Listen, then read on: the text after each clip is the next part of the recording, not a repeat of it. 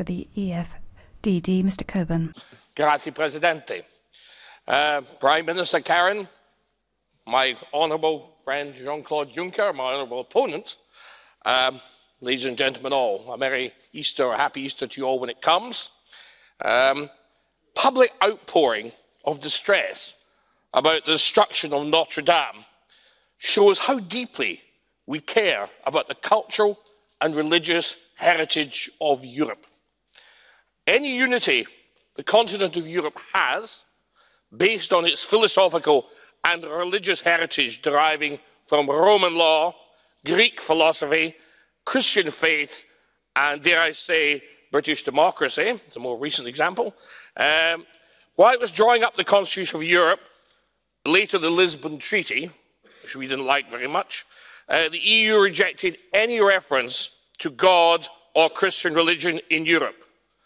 Well, this is something alien to the continent of Europe.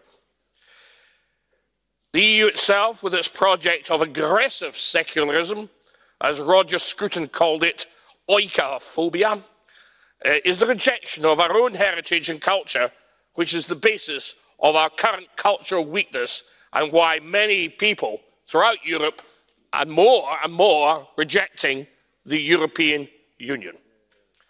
The European project is like a terrifying religious cult, something invented by Monsieur Robespierre or something of that ilk.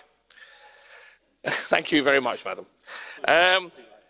The Prime Minister, Mr. Cairns, with all due respect, said Russia had something to do with Brexit. Sorry, sir. The British people who stood alone in 1940 against authoritarianism are quite capable of making up their own minds about Europe. What they don't want is bureaucratic authoritarianism from unelected European bureaucracy. I mean, let's be honest, this Parliament is a bit of a eunuch.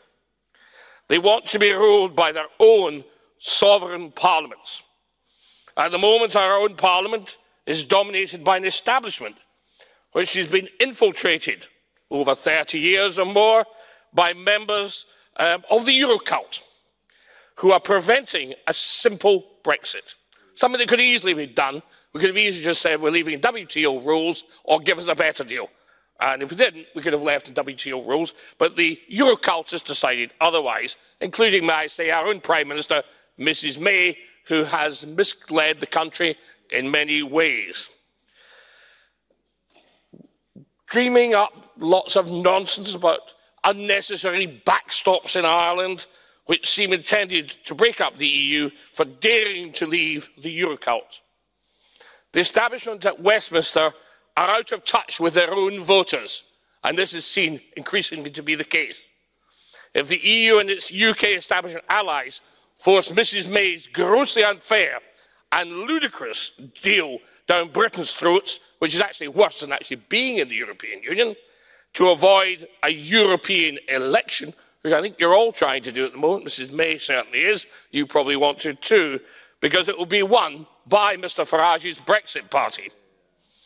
And if not, may I tell you, if you don't have that election, the following general election in Great Britain will be won by Mr. Farage's Brexit party. Evidently, we need to clean out the Euro-cultists out of the Parliament of Westminster to get a proper Brexit.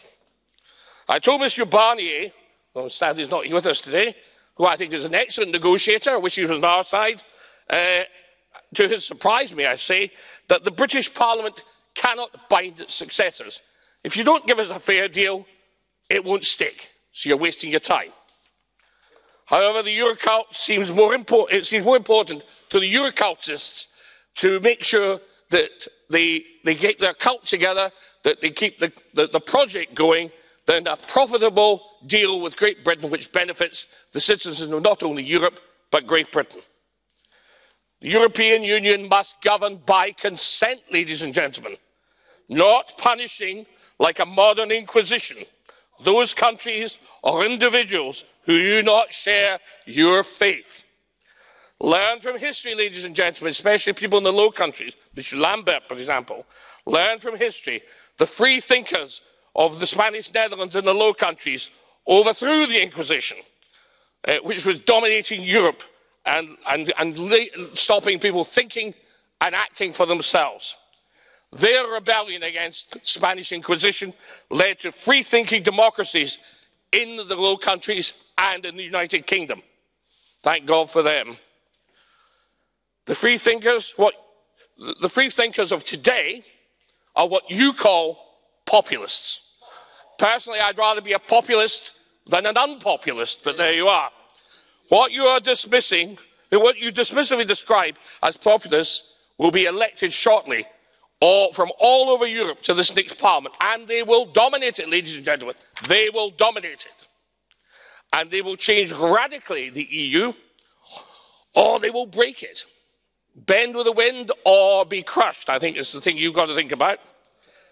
The EU is as much a threat to European democracy in the same way the Inquisition was in the 16th century to free thinking and democracy. Keep going, David. Keep going. Keep going. Prime Minister Karen said, we do not have to worry about migration, and that many people want to come to a stable, democratic continent. I don't blame them. If I were living in the third world or any other part of the world that wasn't Europe, I'd want to come here too. Who can blame those people? If I were in their position, I want that. But if the numbers change the philosophy and the democratic nature of the European continent, that is neither in the interests of the people who live here or the people who are coming here. It would be a disaster. So the other thing they worry about is the crushing of their health service. So Europe, ladies and gentlemen, just finishing, madam, Europe can only survive by rule by consent, not the force they have used on the UK. You have frightened a lot of countries, but not in a good way. Thank you, Mr. President.